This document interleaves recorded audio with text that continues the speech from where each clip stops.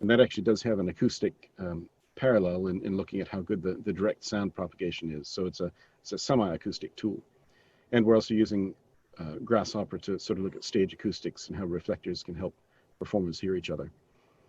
There's a project that I'm really keen on talking about sometime in the future, which is the acoustic requirements of Tereo. And I think we got a proposal a while back asking to demonstrate our commitment to the multicultural aspects of New Zealand.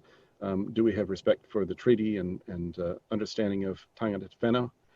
And we sort of thought, well, yeah, we can tick all the boxes and say we do all that sort of thing. But the truth is, there hasn't been a lot of research into the requirements for Te Reo in New Zealand, and that's a bit of a silly thing to have gone missing. So one of the things we're starting to delve into, and we're interested in some folks' registration of interest, is finding out, first, linguistically, what's required to say that we're communicating Te Reo efficiently, and secondly, what are the cultural expectations of architecture in terms of supporting speech or music, and you know, what's historically, how have the buildings contributed to sound, and going forward, what as designers should we be doing as designers in New Zealand to build buildings for that purpose. We've also got a few things that I'm personally interested in. Room mode mapping, so looking at how if you took a virtual reality system into a room and waved your microphone around attached to the end of a virtual reality pointer, could you actually map the sound pressure level of a standing wave in a room and be able to see it in virtual reality? Tool for figuring out where to put absorption and where to treat a room, or how to orient loudspeakers. And finally, the thing we're going to talk about today, which is our listening room. So the listening room project came out of this problem we have of how to communicate acoustics. So folks in architecture and folks in the visual impact areas have sort of cracked this. They can take photographs, they can do renderings. There's been a fair amount of work in how to present a photograph of a landscape properly to give the right visual impression. But that's something that is lagging in acoustics. Our current method of communicating to our clients is by saying, well, here's the table that says how much insulation is good or how much reverberation is bad. Here's some guidelines about how you build a building, and if you trust us, build it like we say, then your result will be good. And if you spend a bit more money, your result will be excellent. And if you don't spend any of that money, your result will be poor. So we can say those words and point to those guidelines, but it is sort of a trust us, we know what we're talking about situation. So we'd like to move beyond that and get to where we can play some sounds for a client and say, well, if you spend twice as much on your glazing or your absorption, this is how much acoustic benefit you'll get, and be able to listen to a case A and case B and compare the costs and benefits. So how do you do that? Well, one way is you can take them someplace where it's successfully been implemented, and say if you go into this concert hall, this is a hall that has a reverberation time of 1.8 seconds and has a clarity of plus 4 decibels, and you can sit somebody down and have them have the experience. So that's a nice way to do it, but it doesn't lend itself to a quick comparison of A versus B. So you can do some simple oralizations. You can play a recording. You can play recording A versus recording B and ask people, what do you think? Is that worth another $30,000? And we've done that quite a bit. We've brought in recordings of noise levels, say of a wind turbine operating in the community, and we said if we increase that by 3 decibels, this is what it sounds like. Or if we make it 40 decibels in absolute sense, this is what it sounds like. That's I'll talk about why, but that runs into quite a few problems, and in our experience doesn't really allow people to make good decisions. So you can do better than those simple simulations, and the sorts of things that you need to think about when you're presenting an oral simulation. There's some basic physical limitations. How quiet is the space that you're presenting that in? Because if you've got more noise coming from your air conditioning system in the room than the air conditioning system you're trying to compare in your simulation, you simply won't be able to hear the simulation, because it'll be swamped by the sound of your environment. By the same token, if you're trying to compare the reverberance of 2 treatments, say I was demonstrating a recording studio control room and wanted to make a case for a 0.2 second reverb time instead of a 0.5 second reverb time, which might cost 3 times as much to implement. But if I play that in the client's office, it's probably about a 0.7 second reverb time. There's no way to really hear that sort of thing properly.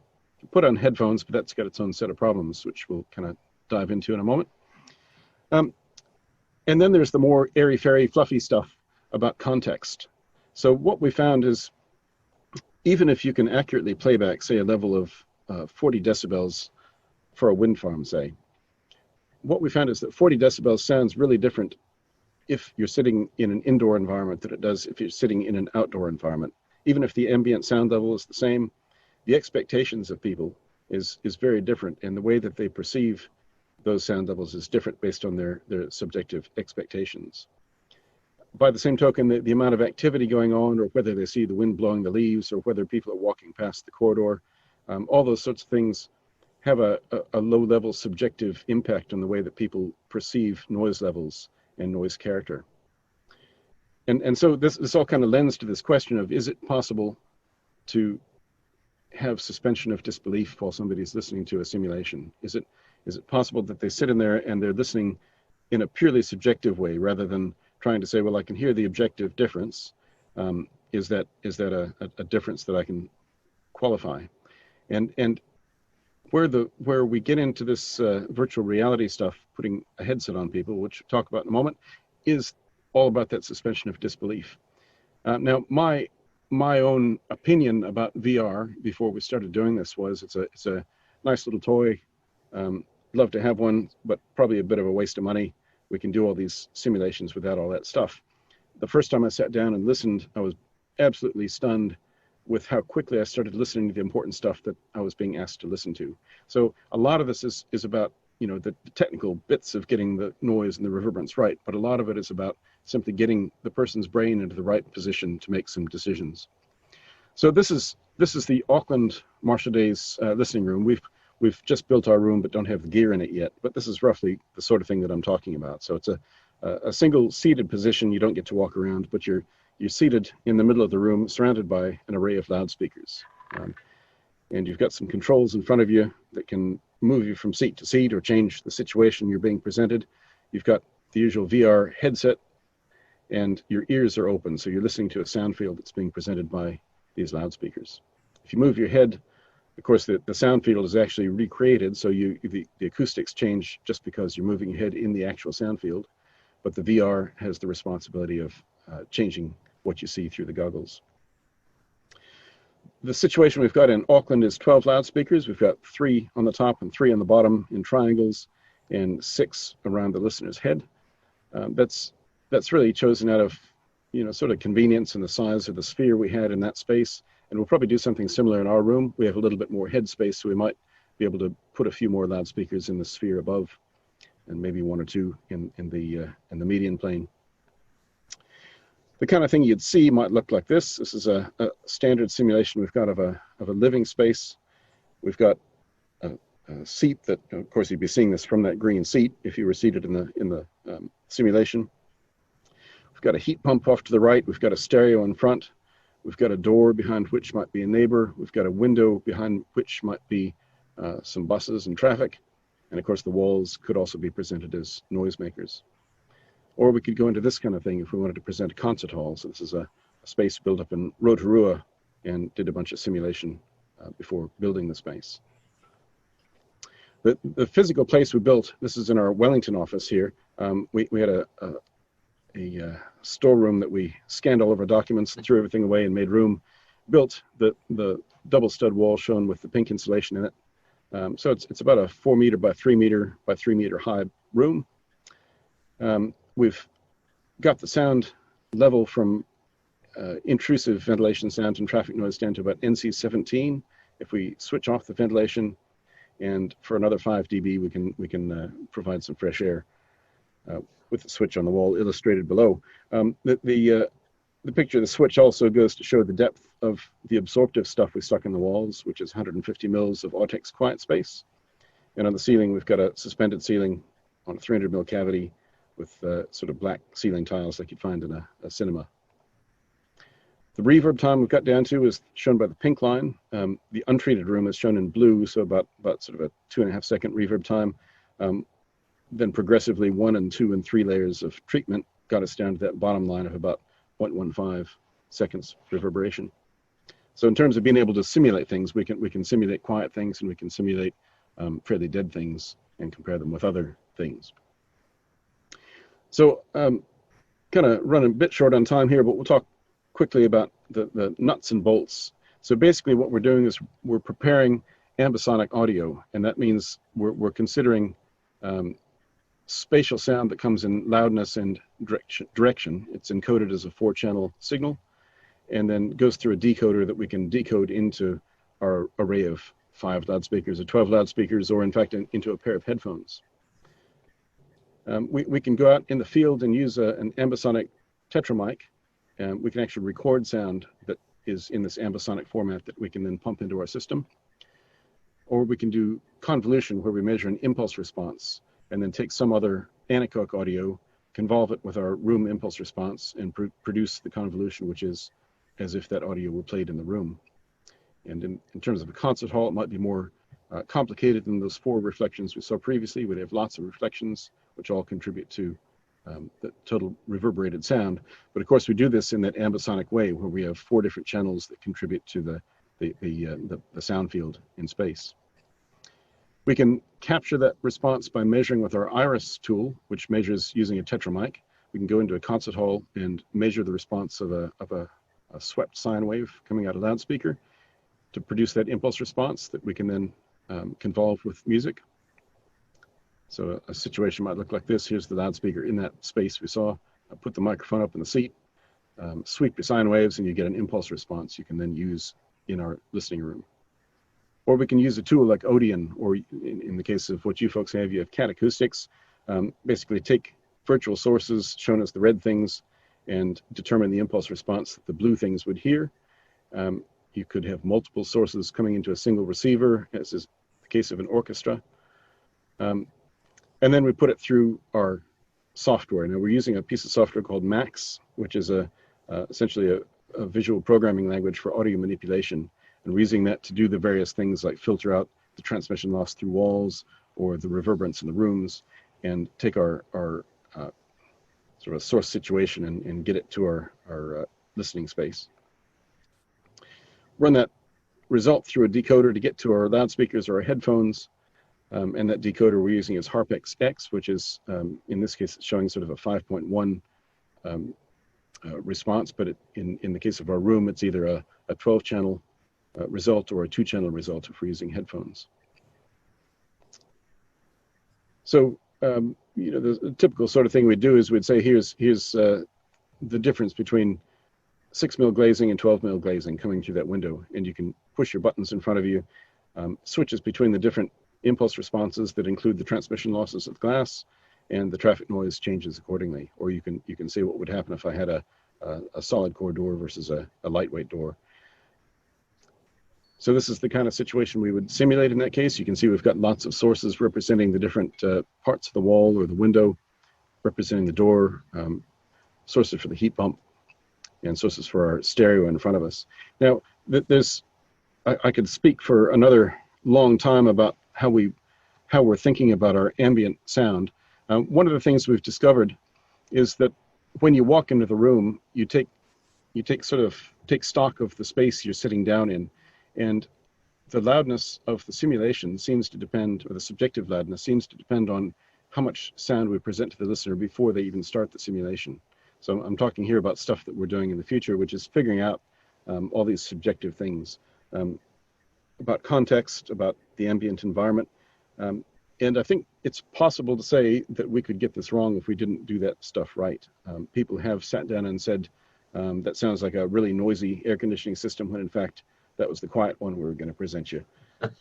Coming into our NC-17 environment and then being presented with an NC-30 air conditioner sounds loud, even though it's the NC-40 we really want them not to design to. Mm-hmm. The visual stuff, I'm not going to have much time to talk about. We can take pictures with a spherical camera, or we can use the various tools to render stuff, and we go into a Unity gaming engine, which gives us these sorts of views. We've got communication between Unity and Max and between our controls. So Unity is telling our Max how to rotate the head because it can sense our Vive headset. Our audio system is telling Unity when the user's pressed a button that is meant to change the scene that they're listening to. And that's kind of, I could talk about the nuts and bolts for another hour, but I'm going to leave it there just with those concepts. Give us some time for some questions. Thank you. Yes, we have roughly 10 minutes for questions, so I'll open up. And I'm sorry, ironically, given it's a talk on sound, I forgot to press the record button. About 2 slides in.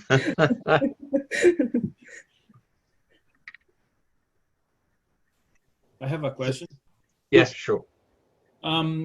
Regarding the simulation using a virtual model or take the photographies, the 360 that you show, is there any difference? What is the difference in the process of the simulation?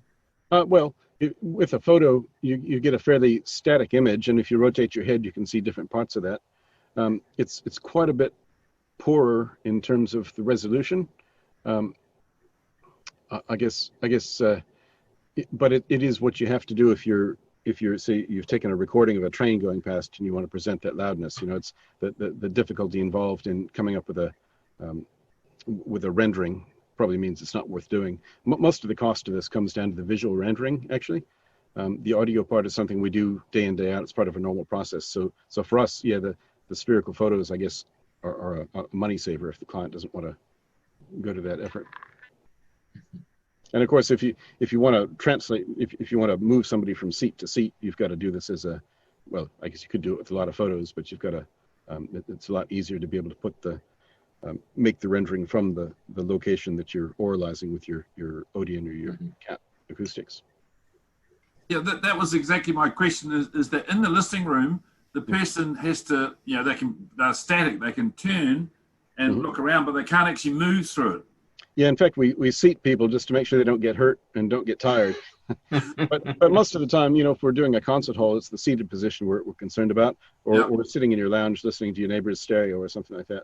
So there's not much to be gained by actually moving through a space. It'd be lovely to do. And one of the things we'd like to do, in fact, is to have this work in real time so that you can not only move about the space, but also be able to play your trumpet and hear how the concert hall would respond. So we're doing some work on how to do that. It's actually fairly complicated because all this stuff kind of has to be pre-processed to make it fast enough to work in VR. So adding the layer of being able to talk into it or play a trumpet into it is going to take several more, probably another dimension of computational difficulty. But by the same token, if we wanted to have a walkthrough where the acoustics change as you move position, that means we've got to somehow be able to morph from one impulse response to another as the listener moves. It's just that one of my master's students is down, we're scanning the CMEC building office, so that we've got a scan walk-through version for other work that we're doing. But we should talk offline, perhaps, if you need to do a 3D scan of a space. You know, we've got that capability within the school. That's brilliant. Yeah, that's a thing that we're missing, and we have talked about how do we contract this. Yeah, it'd be lovely. I should add one of the intriguing things. So when I was teaching second year, and students weren't asking questions, I would sit down with Nilesh and try to figure out how the CAT acoustic, so we have, like Odeon, the ability to reproduce what a room would sound like. You give it the acoustics in terms of the shape of the room and the material finishes, and you could pick different parts of the room to stand in to listen to a sound source.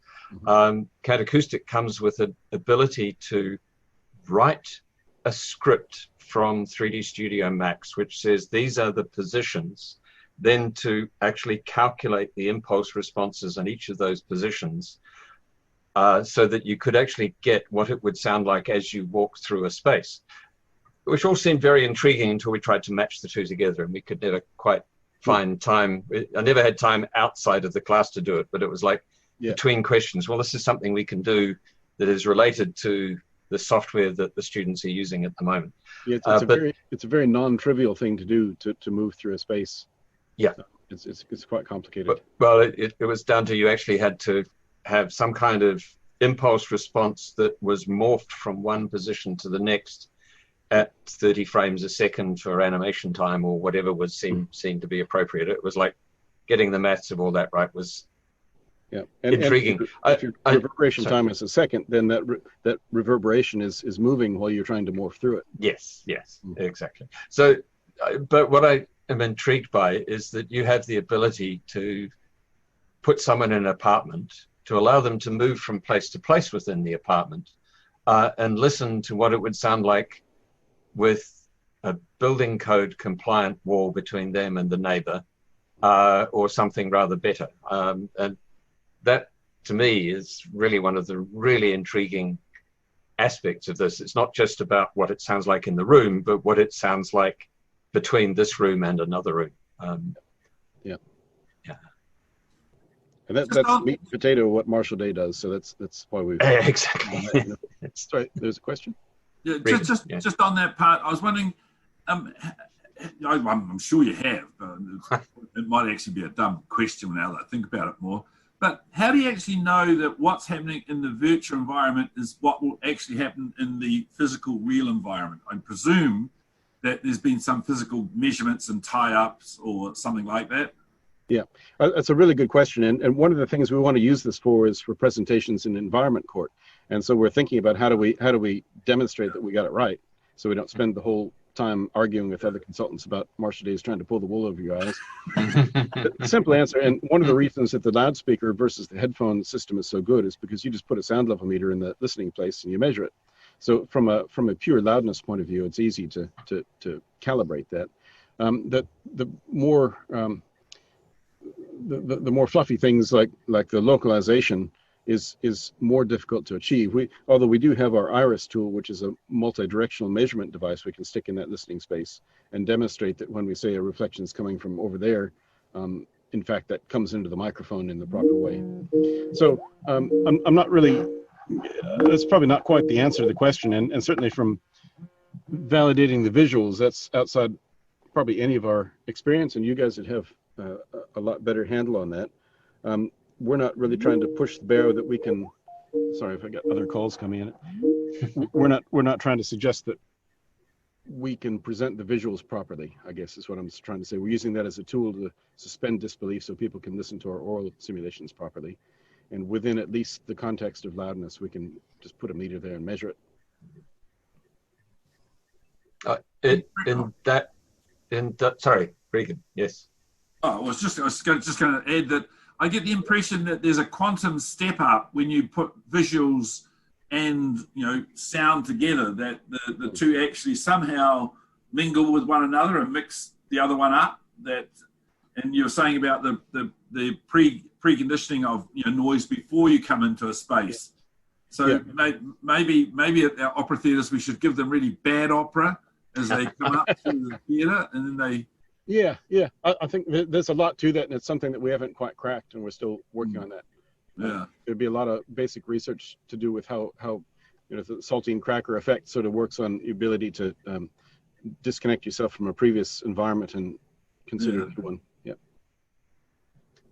In the area of the visual and acoustic, I do remember we had a fourth year student, it must be nearly 20 years ago, who looked at this kind of oralization, but it was with headphones and visualization. And his task was to compare two rooms visually and orally. And he got an acoustician and lighting expert to review the results. Mm-hmm. And the lighting expert trusted the acoustic representation, and the acoustic expert trusted the lighting representation, but not their own. So they knew too much. And that's where we're at. There's a guy called Denzel Cabrera in Australia who's doing some work in this, and he's one of the papers he wrote was about going into different concert halls, into different seats, and he'd measure dummy head recordings of the audio and take photographs of the stage from those seats, and then he'd mix them up and see if people could properly put them together. Right. And I think to a coarse degree they could. Their expectations guided them to understand what the sound should match up with the visual. Wow. But I'm not sure exactly how well they could do that. That is interesting. Do we have any, because I can carry on this conversation forever. It's a really fascinating area, but do we have any other questions? Just on the Tyrrell, I found that really interesting that there's a certain Tyrrell environment, acoustic environment. Well, we don't know whether there is or not, but we've always assumed there's not. We've always just gone to our Swiss or our American design tables to bang out what you do in a Fari Kai. Is that the right thing to do? That's what I want to find out. I guess that was the question I wanted to finish on, because earlier this year, Miklin approached me and said, you know, there's this speech transmission index, STI, that is based on a certain amount of consonants in in language and the clarity of speech, given the volume that you're speaking at and the background noise in the space. And as he said at the beginning, he's being challenged to say, is that actually true of all languages? There seems to be some hint that perhaps there is a Chinese equivalent of STA, which picks up all of the inflections better. But we don't know, we haven't looked. And Marshall Day are very keen, Miklin in particular, but colleague in Auckland as well, in actually probably funding a piece of research in this area. We approached people from the linguistics department, and Becky put me onto someone in Maori studies who I've talked to, and then lockdown happened. And so not a lot has happened in the last 2 months, but I saw this as an opportunity to spread the net wider and say, you know, anyone who's interested or might be interested in this field, let's talk to Miklin and actually get something happening. I think 2 weeks ago when we were setting this up, I also remembered to write to the linguistics people and say, by the way, now that we're coming out of lockdown, perhaps we should get back together again.